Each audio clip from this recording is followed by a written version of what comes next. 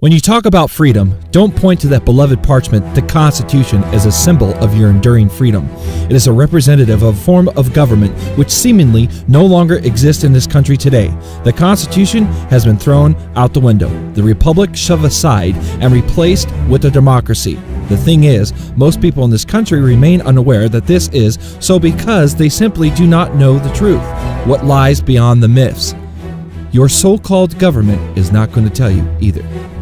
To even begin to understand what has happened to the Republic, we must look backward in time to a period following the Civil War. We must go back to the year 1871, which was the beginning of the decline of the Republic.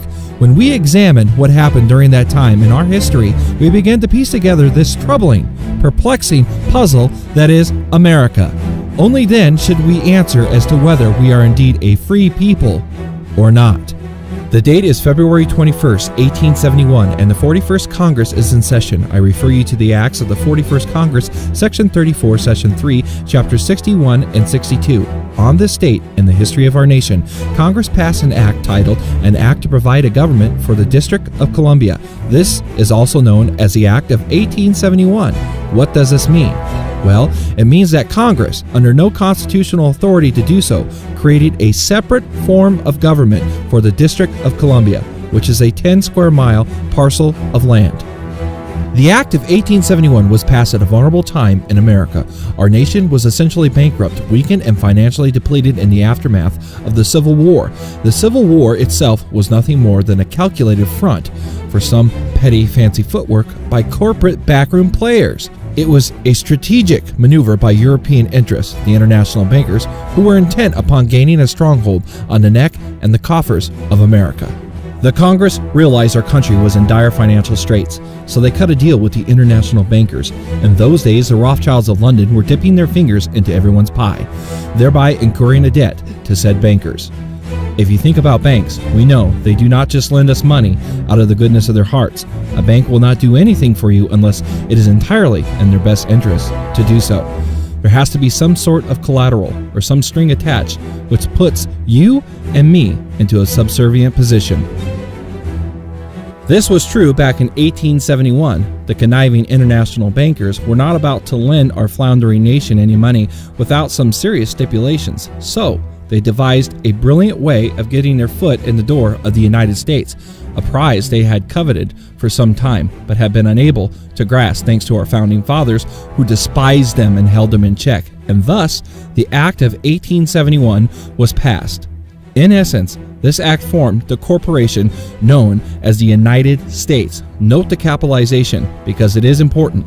This corporation, owned by foreign interests, moved right in and shoved the original organic version of the Constitution into a dusty corner. With the Act of 1871, our Constitution was defaced in the sense that the title was block capitalized and the word for was changed to the word of in the title. The original Constitution drafted by the Founding Fathers was written in this manner: the Constitution for the United States of America. The altered version reads, the Constitution of the United States of America. It is the corporate constitution. It is not the same document you might think it is. The corporate constitution operates in an economic capacity and has been used to fool the people into thinking it is the same parchment that governs the republic. It absolutely is not. Capitalization, an insignificant change, not when one is referring to the context of a legal document. It isn't. Such minor alterations have had major impacts on each subsequent generation born in this country. What the Congress did with the passage of the Act of 1871 was create an entirely new document, a constitution for the government of the District of Columbia. The kind of government they created was a corporation. The new, altered constitution serves as a constitution of the corporation and not that of America. Think about that for a moment.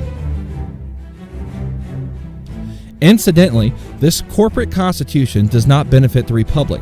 It serves only to benefit the corporation. It does nothing good for you or me, and it operates outside of the original constitution. Instead of absolute rights guaranteed under the organic constitution, we now have relative rights or privileges. One example of this is the sovereign's right to travel, which has been transformed under corporate government policy into a privilege, which we must be licensed to engage in. This operates outside of the original Constitution. So, Congress committed treason against the people, who were considered sovereign under the Declaration of Independence and the organic Constitution. When we consider the word sovereign, we must think about what that word means. So, what does sovereign mean to you?